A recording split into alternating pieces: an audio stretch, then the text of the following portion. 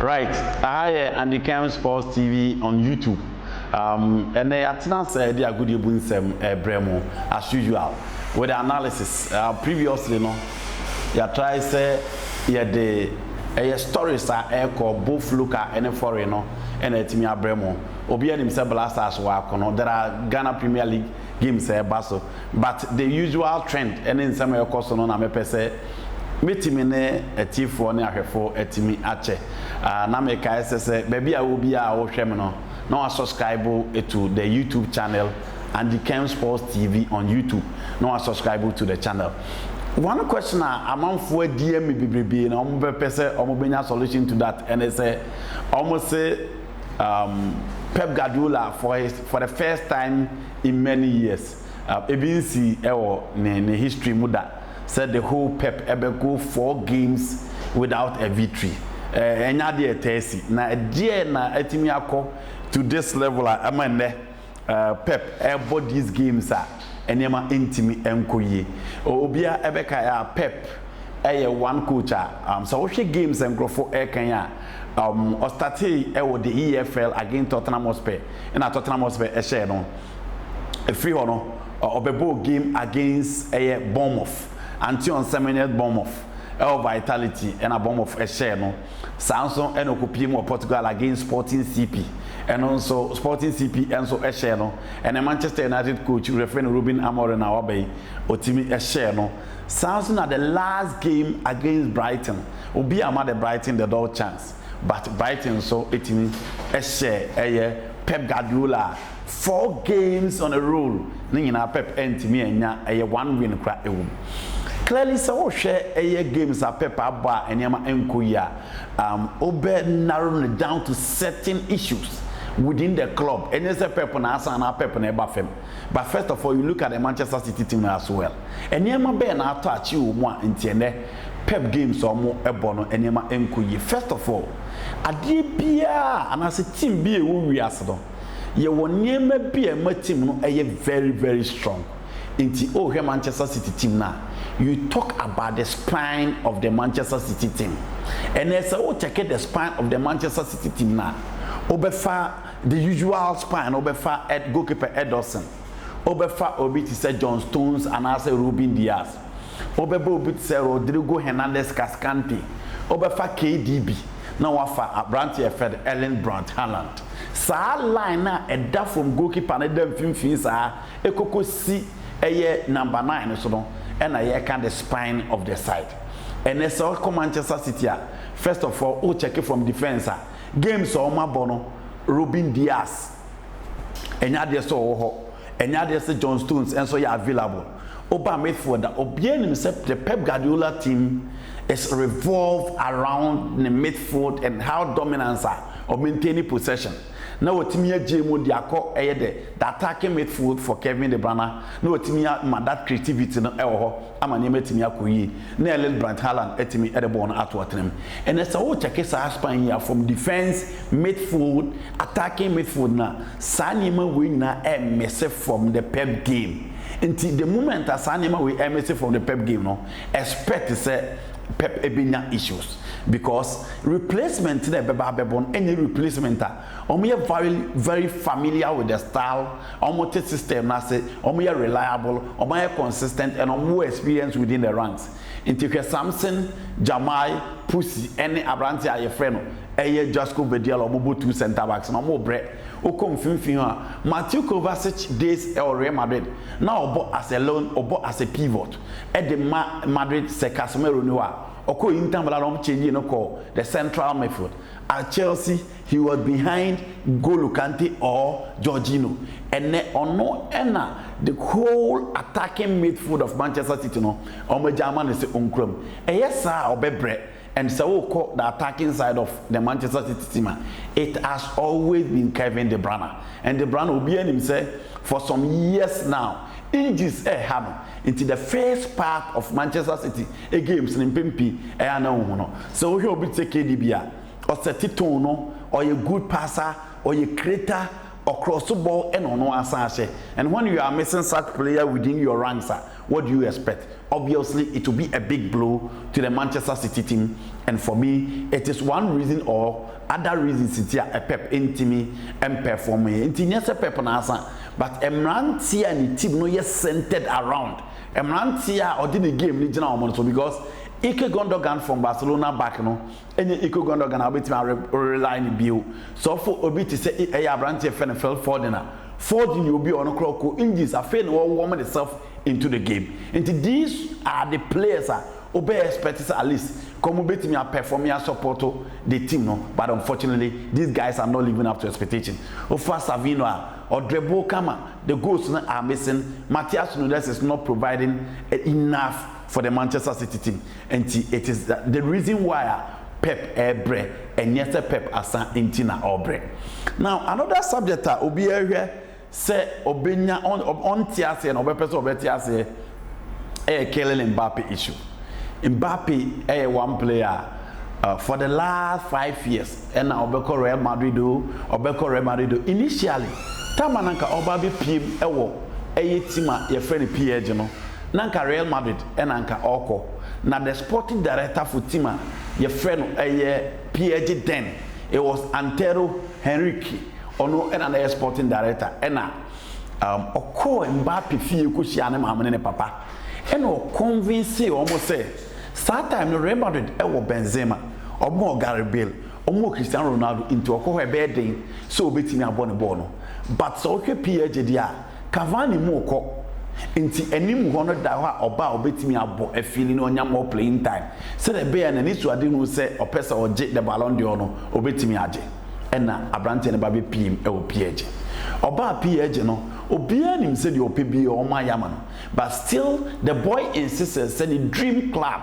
Real Madrid hono be kwa akosi akan from the days of Roman Kopa Zinedine Zidane obia wa follow Christian Karimbu obia wa follow the trend of the French players in himself. So called Real Madrid history now we Brazilians or sign or dodo now we Argentines ni friwa France nation or sign or player dodo pa in Mbappé finally make sure say obeba BPM or Real Madrid before coming now Rodrigo and Vinicius Junior do team na boss wa omo winning the Champions League for team and friend Real Madrid until everybody thought it would be fire say Mbappé eba be join team and friend Madrid. Mbappé aba clearly win the game so about 5 goals in the Spanish La Liga and was a goal in the Champions League. The Mbappé ni padodo na pese omo hunu ne sa na ebi mo raise issues na ebi mo say one Mbappé omo as a number 9 baby obo na Vini ebo inti ena Mbappé intimi ebo ebi nso say Mbappé at PSG the team was built around him but Real Madrid the team is not centered around him and into no team member and story bi kra ba say a coach Carlo Ancelotti Mbappé akoka na baby say na nyine tactics ho it is the reason why the player is not performing. Vini abeje ne shine no every the expectation and the demander nanka about the fans na be perform ho no Mbappé intimi mfama. And what are the reasons? Adeba akon also we ate ase ne say Mbappé are performing at the international platforms back to back at the World Cup. In the European Champions League, we are born who the venues be. But at Real Madrid, the standard is clearly different. The demand is clearly different.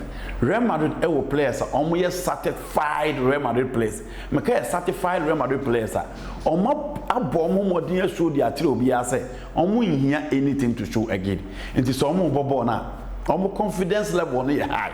Pressure be new almost to say performing because you be but Mbappé one so share the confidence level of him because say the no be Mbappé this or baller defender between or be antimenya so and if you look at the flexibility of the Spanish La Liga and Mbappé Emreno Mbappé is struggling.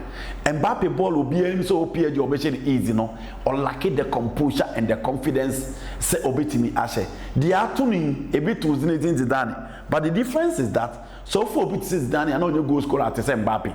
Now Zidane is soon team more to that height. Madrid expected to obetimi abon until that classic goal share or Hamden Park or Glasgow in the Champions League final and or the redeem him. Mbappé a couple of goals, but still Real Madrid fans ne enyim to mo say this is the Mbappé na no mo pe no maka say game na Mbappé but no ntimi mbo. Now this is not the Mbappé all of them were hooping for. Clearly Mbappé lack confidence. Mbappé lack ade scoring inside the area.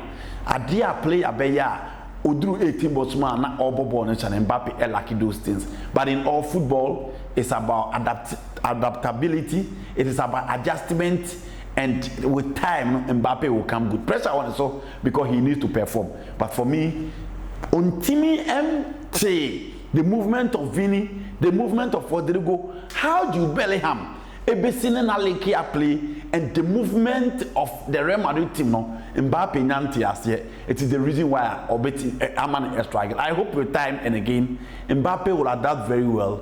Obe form that trial with the Madrid attack. Obe when to move, when to stay, when to enjoy play, when to look at play. Obe team there's so much pressure mounting on him. But with Carlo Ancelotti and the players around, after losing to AC Milan, losing to Barcelona, that pressure and so Mbappé hoping to come good. Osha the last game, Banabao against Osasuna. Obiaso Mbappé or more number 9. Into Osha Carlo Ancelotti after changing Vinicius Junior or the Hendrick bar 9 and or the Mbappé bar left.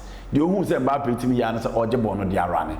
But apart from that, Mbappé no be agile. Say he's a world beater. Will be taking Madrid by storm. He'll be scoring goals. He'll be taking players on. All these things are missing from his piece. But I think time, any adaptability, no, any the cohesion of Binya from the other players, no, any bit mama Mbappé atimi upon home or Real. Until then, Mbappé continue to struggle, and we are hoping that he will come good.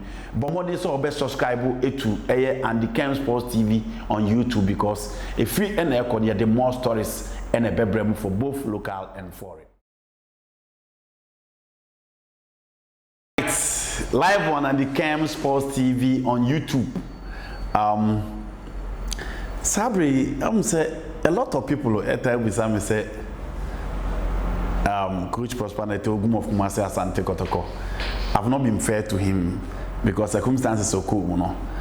And I know say supported Ninya about trainer me say Debbie. Coach Omanya about trainer na broso. It is better he performs.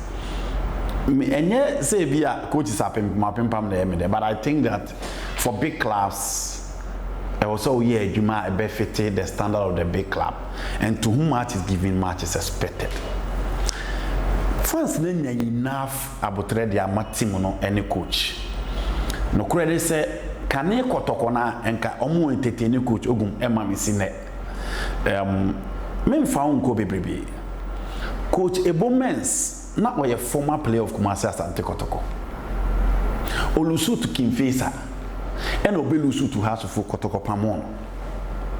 Coach Didi Dramani or J2 league titles. Edema Kotoko sa the FA Cup eka home. About 7 matches na 8 points Kotoko ka say uncle step aside. Coach Michael Osei was building a new team. Olusu to House of Folk in the top 8 finals. Prince Akwa na kobo penalty ni say no. A very good Kotoko team. Oma mana nto adwuma no so bio. Coach Dravko Lugarozic now on that third on the league table with 19 points. Kotoko Epamu no man continue said the performance of the boys no and so any. Sika Kono won the normalization committee cup. And now the Kotoko bought the group stage of the African Confederation Cup. Kotoko forced derby. The Sika enough to merit another year in Kotoko Emomujana Kwan. Coach Masoko do 4 games. Olusu bako no drew 2 no win bako. Olympics share na Ponsa management in Derby. Coach Masoko do nko. Masoko do in 2012 won the league for Kotoko. Na obiaka that team of Yafrimpong, Babaraman, Michael Akufu, Nia J, Bene Champion, Ameture, Safu Jamfi, Fatau, and all those players. Kotoko have managed the chance to continue. Omoka said, opening free bobukunim na onko. Now this is Prosperity who won the league for them the last time Kotoko won the league. He is highly rated. In the time, Blasters Echo World Cup no more than a home. Blasters Echo Afcon no more than a home. And so or your coach be a penny full retain bar. Now last season in Kotoko, for the whole season on Yaman Koya and Farmano, you really know this 7th season a berry, you know, and penny force players name a bar bro. Because Omu coaching is all very good. And the players name na coaching entra, no more pump players in it. And no more JB. And no more coaching no co ni drama and so no koto the players. Or koto the players no. And not the buy.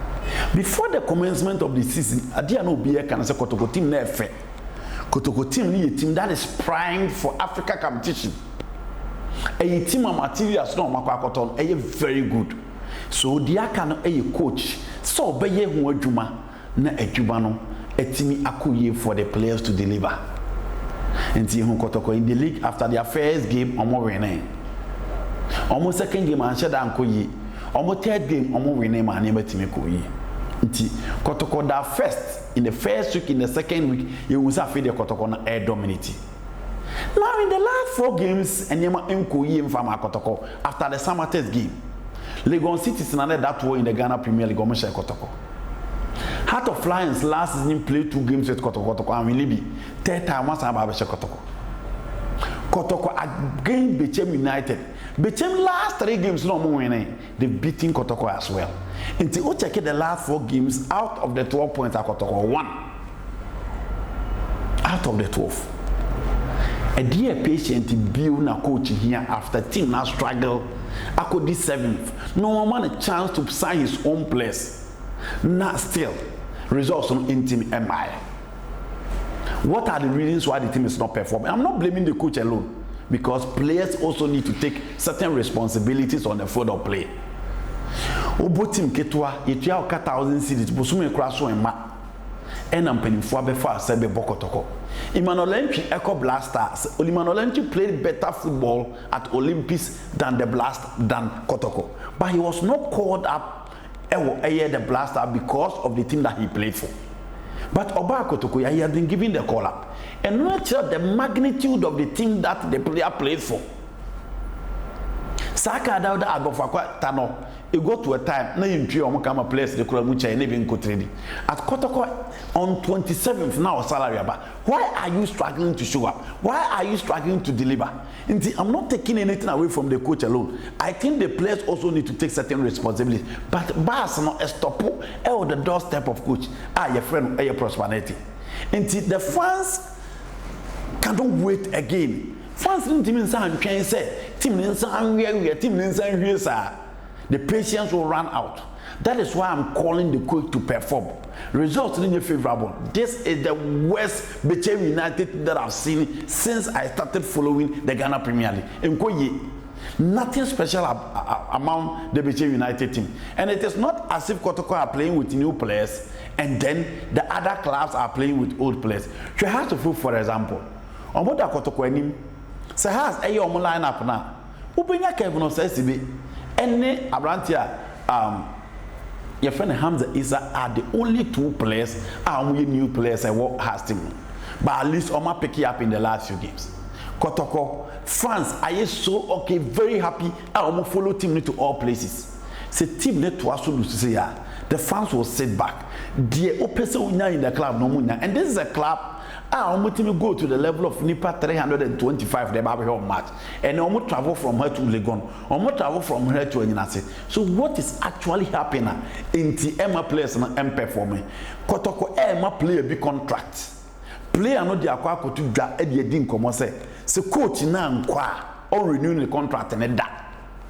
What is actually happening? No crazy Coach Prosper Ogum. Editing commotion players necessary come perpetuating near and common you know more sabo we or more after the Heart of Lions game. Is there any rift between players and the coach again? Why is it that there be issues between players and Coach Prosper Ogum? I'm not saying he's a bad coach. He's highly rated. One of the best coaches that we have ever Ghana. But the fact that you're a good coach does not mean you perform everywhere.